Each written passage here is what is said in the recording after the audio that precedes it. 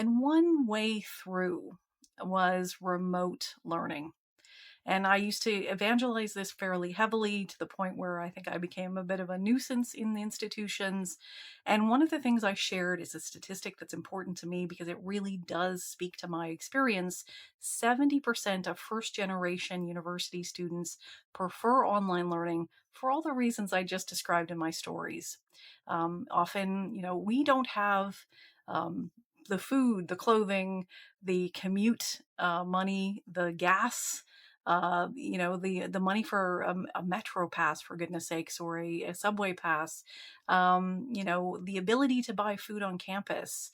Um, Often our commutes are, mine was about 4 hours on a bad day, round trip. And on a good day, it was about 3.5 because I can't afford to live downtown.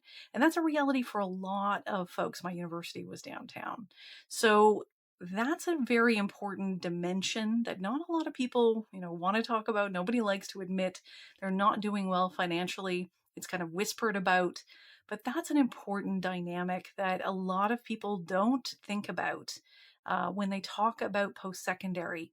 Many of us could not afford to stop working, as was strongly encouraged by a lot of professors who maybe had forgotten what it is to struggle financially. So that is a really important perspective. 70% of first generation students prefer online learning. And again, for lots of socioeconomic reasons, not to mention skyrocketing gas prices right now. So I just wanted to put that out there. This is the kind of thing I'm going to be sharing every day, sharing that experience of what it's like to struggle, economically, particularly in the post secondary context, in the job market.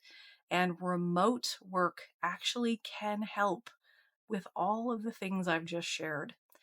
It can really cut down, increase participation, increase and expand universities and colleges for people who can't necessarily, for childcare, work reasons, can't make it into a classroom. And learning should be for everyone.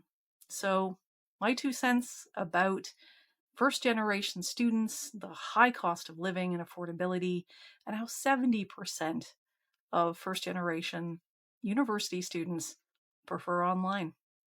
Thanks for listening. I'm going to try and post these every day, just quick thoughts.